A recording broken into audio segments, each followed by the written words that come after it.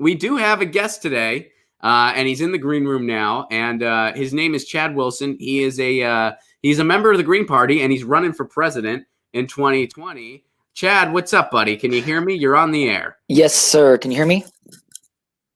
Hello. Yes, I can. Okay. There's a little delay, but I hear you just fine, man. Thanks for being here. Oh, no problem. Thanks for having me. Yeah, no problem, man. So let's kind of get everything straight right off the bat. I mean, I'm sure you're pretty. First of all, congratulations on the $1,200 you're going to get. I don't know what you're going to do with yours. I plan on buying a mansion, but whatever you're going to do with yours, I wish you all the best with it.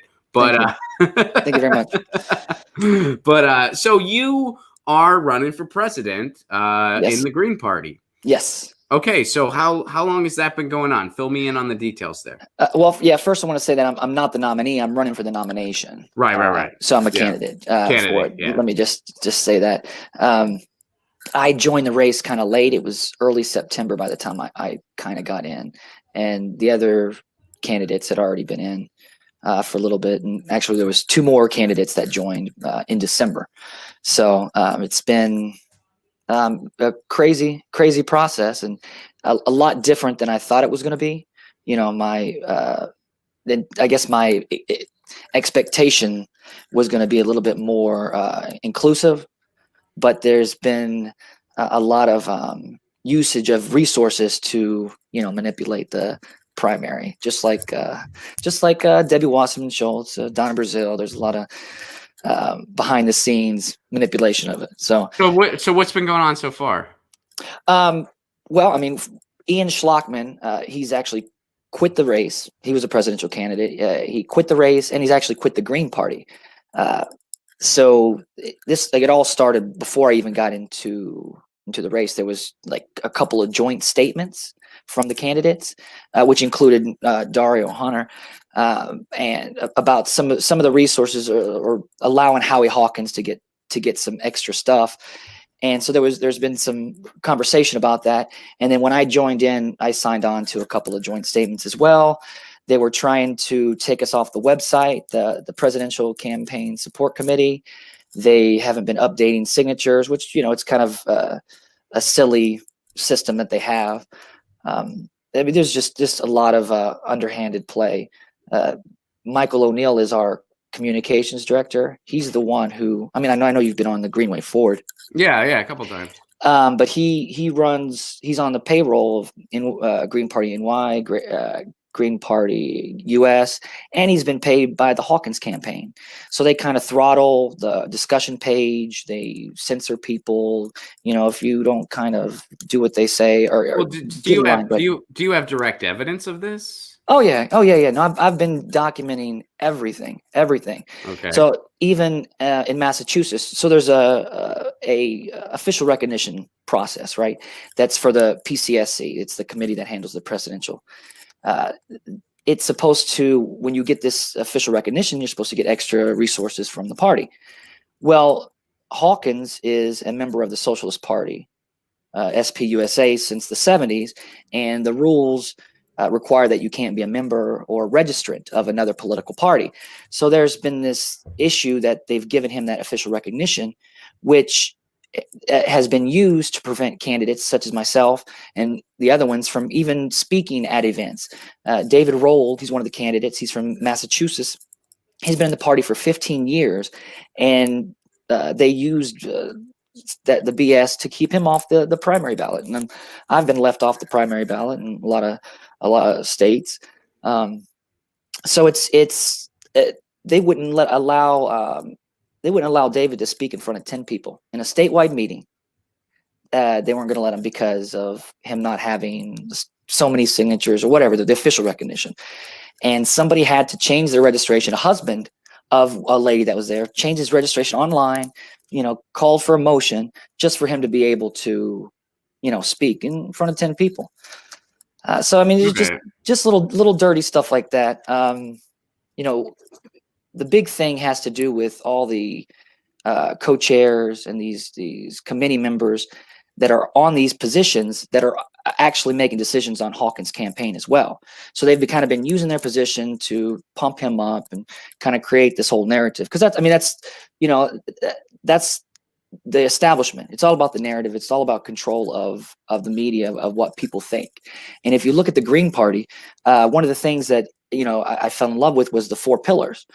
And when I joined, I didn't expect it to be so many gatekeepers, I guess, in some of these official positions. Okay. But my background is art, music, entertainment. So I understand the importance of this thing. And the party needs a complete makeover. The whole vibe's messed up, the energy. When you come to the party, they want you to phone bank in modern technology. And well, how long? Good. So I don't want our entire chat to just be about all the ins and outs of the Green Party. Gotcha. And again, I can't. All the stuff you're saying, I can't speak to firsthand because no, for sure. I'm not a member of the Green Party myself. But so, when did you join the Green Party? Yes. I joined the Green Party, I guess officially. Well, Tennessee doesn't have the ballot registration, so it's not like you say I'm a Democrat or a Republican or whatever. We don't have ballot access, so it's not very active. So my engagement, I voted for Joe Stein in 2016. Me so too. my engagement with the Green Party has been really with Greens across the country. And I really got involved when we were doing the Ventura-thon, which I know that you had gone on James Young's show, and we talked about the whole Jesse Ventura. So that's kind of when I became privy to what's kind of happening, because of the way they treated James and of course treated William, because we were doing the Ventura-thon together about a possible Ventura run. So that was more of my introduction to it as far as the people. But as far as my state party, I made sure to talk to them and everything when I actually decided to run. So when did you decide to run? Like, what made you? Well, it took me a few months to actually pull the trigger on it. But it was the Ventura-thon, talking about all the things that Ventura could bring to the party. Just running in the primary, because the primary is supposed to be the time that gets people energized and excited about the Green Party. We're supposed to be the difference. We're supposed to show the different types of candidates, how we can share our ideas, and how we're supposed to organize the resources as a political party. So that got me really interested in understanding of what needed to happen. So when I started watching the process, and of course Ventura, he's drags his feet and doesn't really make decisions. I decided to go ahead and jump in because people weren't saying what I want them to say. I mean, I knew they were going to cheat Bernie. I knew this all was going to happen. And if the party's not ready, if the vibe's not right, people aren't going to come. We're here. People know we're here. Why aren't people coming and staying? So that's my main focus in this whole run, has been internal to identify and remove the toxic behavior. And it just so happened that I ran into a lot more issue, because I thought it was just a few people, pockets here and there, but there's these factions and stuff like that, just like any other establishment, your churches, your schools. It's that kind of vibe. So you're saying that you've run into a lot of bureaucracy, and you were kind of hoping that wasn't going to be the case, right? Well, really like a really nuts and bolts quick summary. Right. I thought that I could just bring in my expertise to try and beef up and polish a couple little things, and people be excited. But it's, they say run green until you run for president, and then they're like talking shit. And it's the vibe, it's the energy. That's why the party's not growing. That's why we don't have a third party. The third party is supposed to upset the establishment, so it pulls the Overton window. I mean, that's why I say the only way Bernie could get the nomination is if a third party populist candidate scared the shit out of the establishment, where they're like, fuck, we better go with Bernie. That kind of thing. So the party's there because the values are there. It's just our leadership is still stuck in the 1980s. It's pretty bad. And I say that because the internal issues are everything. I mean, if we're not solid at home, then we don't have a real foundation to build off of.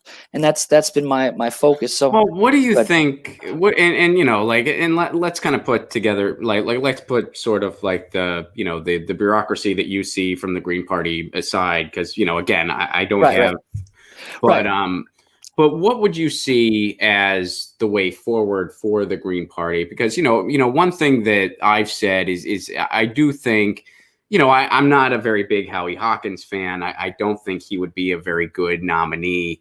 And I think that if the Greens, if he does become the nominee for the Green Party, I think it would be a very big missed opportunity, because I think you're going to have a whole new generation of people. Like they're trying to successfully cheat Bernie, and things are not looking great right now. It's not over yet, but things are not looking great. Right. And the way I see it, like, let's say, Bernie does become the nominee, miracle happens, Bernie's the nominee. Now you have someone who I would say is more of an ally to the Greens than we've ever seen in the White House in my lifetime. So that's a huge opportunity. Then let's say they successfully cheat Bernie, Biden's the nominee, and you have an old racist white guy versus an old racist white guy, and people are expected to choose between these two utterly repulsive choices. You're going to have a new generation of people, you already have it, who are looking for an answer. And if they're looking at their alternatives and they see, Howie Hawkins over at the Greens, who, I mean, policy-wise, he's for some good policies, but then you hear him, I mean, he spews Russia hysteria the same way anyone on MSNBC does almost. That's not going to bring people in. I mean, it just isn't. So what do you think needs to happen? Well, we need to organize our resources. So the Green Party is a federation. So it's made up of a bunch of these state parties, and they join on to the GPUS. And so the thing about the president, the nominee, it's the face of the party. And what people think about the Green Party comes from the nominee, because it's the Super Bowl of elections. This is what gets people engaged. So what we have to do is utilize our resources and create content, create value for people's lives, even if we're not in the office. We need to make it as easy as possible for people to run. We need to have a real organized system, an online system. You want to talk about voting, we need to show what the example of a party should be, the engagement of how a country's supposed to run. Because there's a lot of things we can do in the private sector on the outside, as far as help people go to co-ops, help people understand, create social activities, that bring people together. So with all the stuff that's going on with the coronavirus, just as an example, like I live in the rural area. I grew up in Nashville. Lived in Miami for 6 years, lived in Atlanta some. So when I came back to Tennessee, I wanted to be, where there's no people, because I've been on top of people for so long. Understanding how much resources that the country has, from these old buildings to reclaimed material to the farmland, all these different things. There's a way that we can utilize the internet, we can utilize art and entertainment in order to create events, social interactions, and organize these resources, bring people out to the country, and have people from the city meet the country, and then again organize. The one thing that we have now that we've never had before is the opportunity to connect, and we've seen it in 2016. Which is how Bernie really got going, was the social media thing, and you saw it in real time with the blackout. You saw everything that was happening. So the power is there. We just have to organize it. So example, go ahead.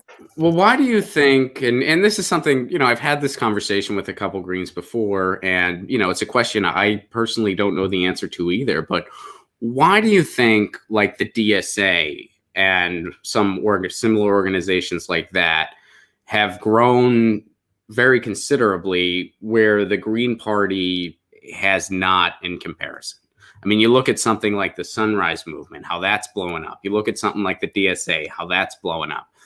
Even the SA is kind of growing, whereas the Green Party is kind of, kind of staying the same, it seems, you know, and this isn't meant as a diss at all. I have a lot of friends who are Greens, and, you know, I mean, I support lefties wherever they're at. I like the DSA. I like the Greens. I like the SA. I like MPP. I think if we all can kind of coalesce and form one movement, we might actually have a chance at, you know, affecting some things. But why do you think that the Green Party has been slow in comparison?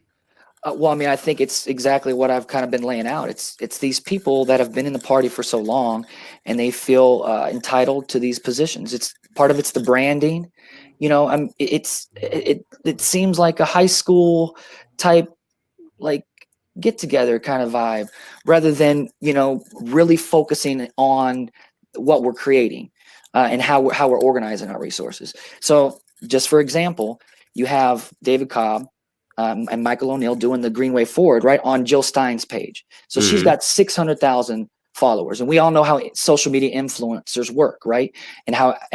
Well, they do this show on Jill Stein's, and Michael uses his position to share that content on our official page. And what that does is that qualifies their outside organizations. But what they're doing is they're growing these outside organizations by using the Green Party to attach the name to. So the only people that you see that the party's promoting is people that are actually attached to Jill Stein, or this little small group of people. You haven't seen any promotion about a primary. The only ones you have been somehow, you know, connected to the whole Hawkins thing, and that's I got all this stuff documented. We've so 5 of us candidates, well, the new candidates joined in too, have been working together to address these issues, because the biggest problem is that they say we're supposed to be decentralized, but it really is centralized, because all it takes is a few people from these different state parties in order to make all these decisions. So we're not even organized in our 4 pillars. You know, one will say peace and the other one will say nonviolence. You know, so there's little things that should have been fixed a long time ago if, you know, people were trying to listen. But like you said, you're not trying to talk down to the party, but these people aren't listening. The ones that are in these positions, they're not listening to say, hey, you know, they say, oh, you're trying to tear us down. Well, we don't want to talk about the internal problems. And I'm like, we're supposed to be transparent. We're supposed to. Well, so what do you think, you know, and you know, like, just as a disclaimer, I like Michael a lot. I like David a lot. I like the Green Way Forward a lot. I think what they're doing is a good thing. But, you know, like as far as like any ins and outs and favoritisms, I can't speak to that at all. Right. But so what do you think, you know, like going on that, for instance, that you gave, how should they behave in your opinion? Like, should they just interview all of the candidates and let the people decide? Like, what do you think they should do? And have you reached out to them? Have you reached out to them about being on the show? Oh no, I don't. I'm not in any way trying to work with corrupt people, and what they're doing is corrupt. Now, and I know you don't know what's going on in the party, but there's a lot of other things. Like, you know, David Cobb even tried to run that whole recount through the party, and that was a big whole ordeal. Jill Stein for president raised $150,000 in 2019, paying David Cobb, paying all, you know. So what the party needs to do, because David Cobb and Michael O'Neill, that Green Way Forward, is not a Green Party official thing. That's the whole point, is that they're using that and they're sharing it on official media, and it qualifies them, and people are donating and growing, which is fine. Do your organizations, grow your organizations. But when we're losing people and we don't have ballot access, we're losing ballot access, you shouldn't be throwing the eco-socialism event with 3 state parties, all these co-chairs, you know, when it coincides with Howie Hawkins' whole you know, eco-socialist Green New Deal thing. So the answer, but the Green New Deal's been around a long time. Well, I mean, I'm not really in a position to agree or disagree with you. Right. Well, but I'm not really seeing, you know, where this supposed corruption comes from as far as the Green Way Forward is concerned. Well, the Green Way Forward, I don't see the connection. Okay, so the Green Way Forward is not an official organization with the party, right? It's not the party. Right. So Michael O'Neill is the media director. When you share outside organizations, outside content on the official pages, that's qualifying and putting eyeballs and sending money, resources, time, energy to those outside organizations. So the eco-socialism event, so eco-socialism, that's the new brand, because it's all about the brand. You know, we talk about the Green New Deal was originally and that's right. been around before Howie Well, Hawkins. That's not right. But Howie Hawkins, you know, says he's the Green New Dealer. They use that because he says he's the first one to run on it in 2010. So that's the whole point of how they're using these branding things, and they're using the party's resources in these indirect ways in order to control the narrative. So, but shouldn't the Green? I mean, good. I think that there's a couple things that go beyond the candidates, and I think one of them is a Green New Deal. I mean, the Green New Deal did originate with the Green Party. I don't think anyone disputes that. It didn't. No. Who did it first? Calling something in Europe with some guy across thing. All right, but as far as the United States is concerned, I mean, the Green Party made noise about the Green New Deal first. Is that incorrect? Well, no, they took the phrase and used it here first. Okay, so you're saying it originated in Europe. Maybe it did, maybe it didn't. I'm not familiar with that. I mean, it's on the GP. It's on the GP U.S. website. GP. Okay, but as far as the United States is concerned, the Green Party started making noise about it first. Right. Okay, so the brand of that. So they're trying to switch the brand over to an eco-socialist Green New or eco-socialism, socialist Green New Deal. So it's all about branding and using these things in order to continue putting money and resources into these outside organizations. So I'm saying, like, what they should have been done is promoting the primary itself. This is when people are getting engaged. Let the voters decide, you know, whether a candidate's shit or not. You know, but that's the whole point, is they've manipulated the whole process in order to have a certain outcome, because again, it's a narrative. It's no different from the establishment on a large level. It's just happening in a small confined. And I've been, you know, I've got all the documentation. I can of course send that to you, and you can check out that. But I mean, what would be like getting back to your run here? So right. What would kind of be your path to try to get this nomination? Well, it's going to be a contested convention regardless. You know, yeah. And pardon my ignorance, but that no, I believe that it happens in July for the Greens, correct? Is that right? Correct, in Michigan. Okay. If we're, you know, not in okay, so walk me through it. What is going to happen there? You know, of course, presuming the world is back to normal somewhat. Well, I mean, the idea is to make everyone aware of what's going on, and to get people engaged in the party itself. So if we don't have a wave of people coming into the party and feeling like the party has the integrity, then we're not going to do anything. I mean, they're not going to come to the party and deal with the same thing that they've done to Bernie Sanders, you know. And that's so my whole thing has been mapping out and going through and basically doing a list and figuring out all these little ins and outs, problems, behaviors, vibes, energies that are keeping the party from growing. Finding out who the gatekeepers are, finding out where the disconnect is, why the structure isn't working, because, you know, it's just we're not organized, and it you would think that at this point people would have figured out how to, you know, connect the dots.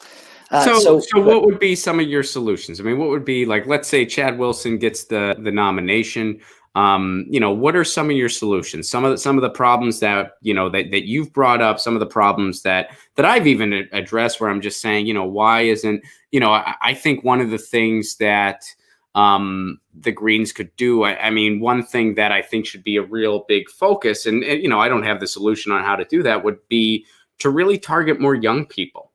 Right. And really get some young people involved. And you've hinted that this is a problem. You've hinted that, you know, the Green Party is kind of stuck in their ways in some ways, and maybe they are, maybe they aren't. I'm not in the party. Again, I just want to hear what you have to say. Right.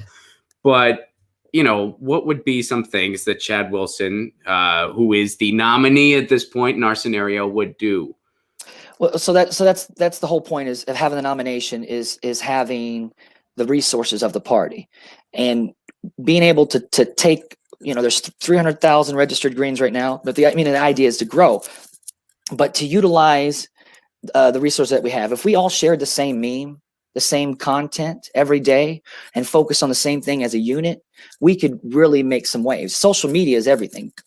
I mean, we see right now that everybody's plugged in a different way, with this whole virus and stuff like that. So this is a great opportunity in order to show people that the solutions are out there. It's just that we're not connecting it. We're not using social media the way that it needs to be used. Because it's the first time we can literally tap in and really find out people's thoughts, really speak and in a way that, of course people talk, they say stuff they're not going to say normally when they're in front of you. So it's a good thing, I think. But the idea is to, upset the establishment, set the establishment on fire, and I've proven that I can piss these people off. I can go in and utilize social media and create, I create a whole system of these people getting pissed off.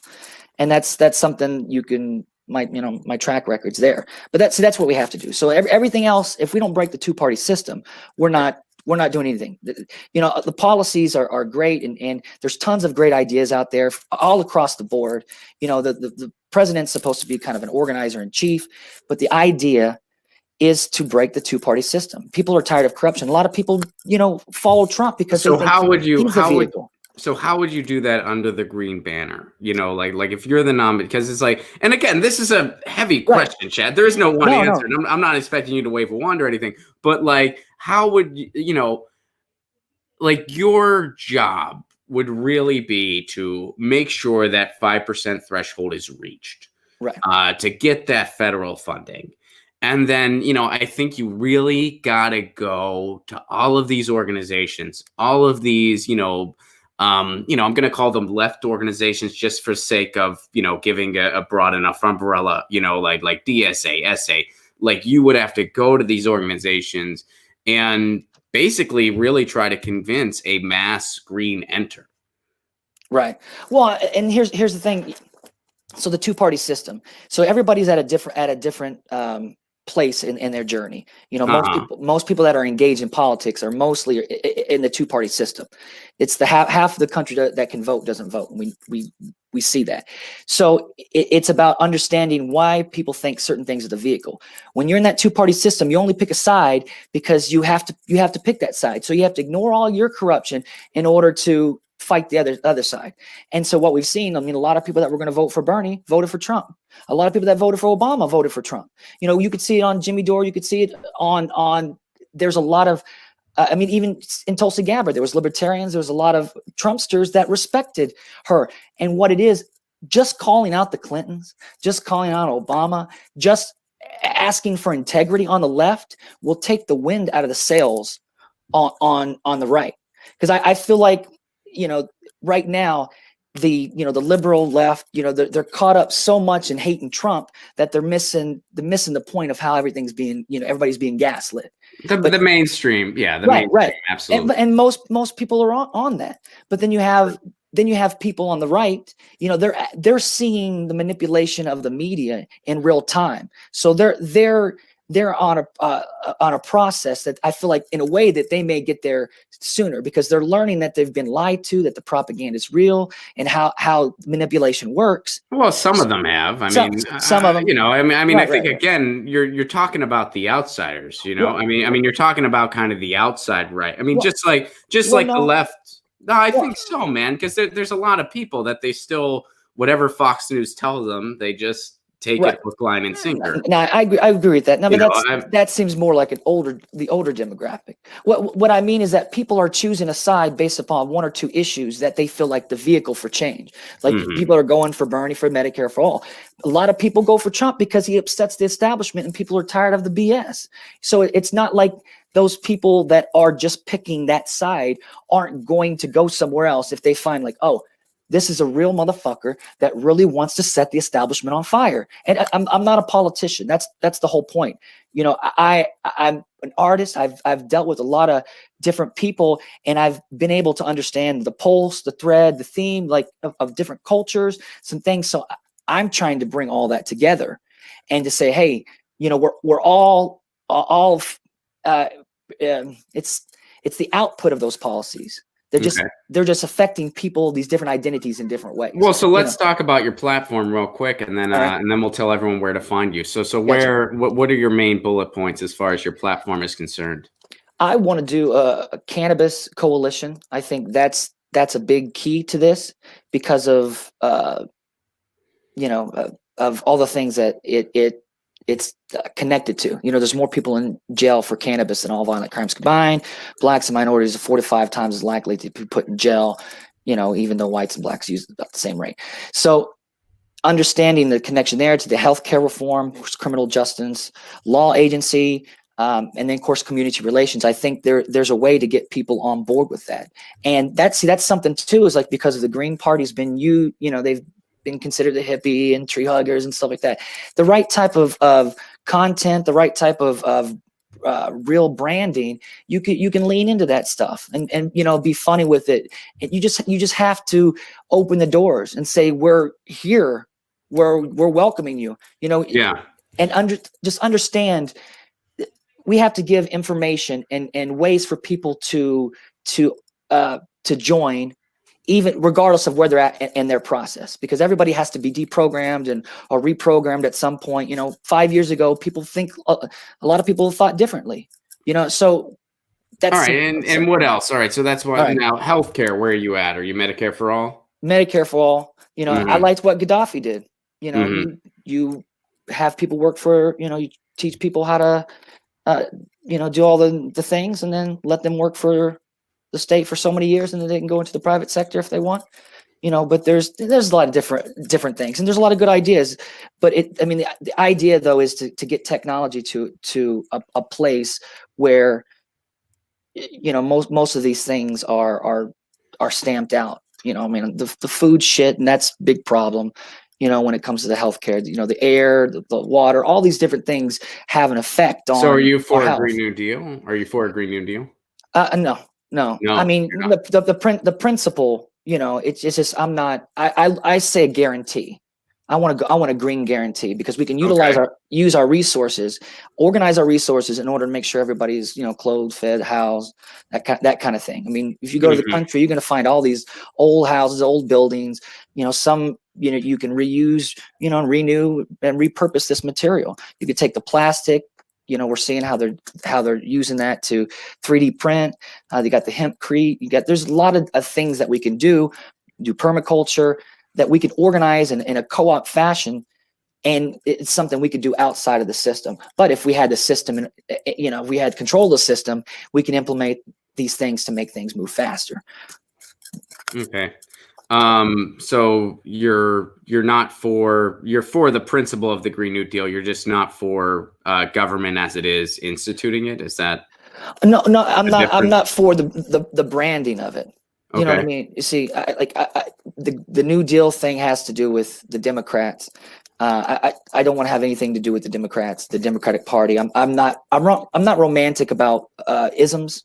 I say it kind of like the Ocean's 11. People can say socialism or capitalism. Everybody's working together. Everybody does their role, their part in order for the large collective.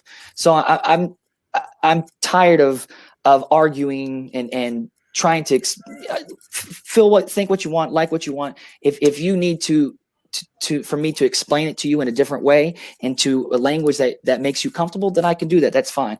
But I'm just trying not to get romantic about what they use, the brand. No, I understand, man. I understand. Well, cool. So where can people go to learn more about you? You can go to chadwilson.us. You can go to Facebook, Chad Wilson 2020, or Twitter, Chad Wilson 2020. And my whole thing is to, set the establishment on fire, piss these people off. We have to really scare the hell out of them.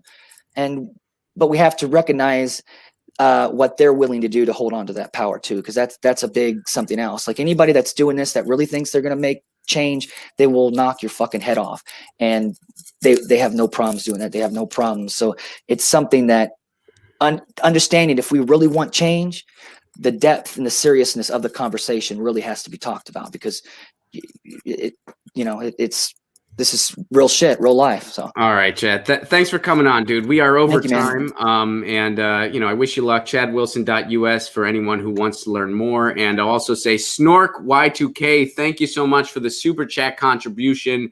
You gave me a super chat contribution, and you gave it for the cat food fund. Thank you very much, Chad. Thank you, and best wishes to you, man. Thank you, sir. All right, guys. So that was Chad Wilson. He is a candidate for president over in the Green Party. ChadWilson.us if you want to learn more about him. Get your news on with Ron. Don't you want to know what's going on? We're getting our news on today. Get your news on with Ron. Don't you want to know what's going on? We're getting our news on today. You can tweet me an article at Ron Placone. We'll go through it together and make it our own. Get your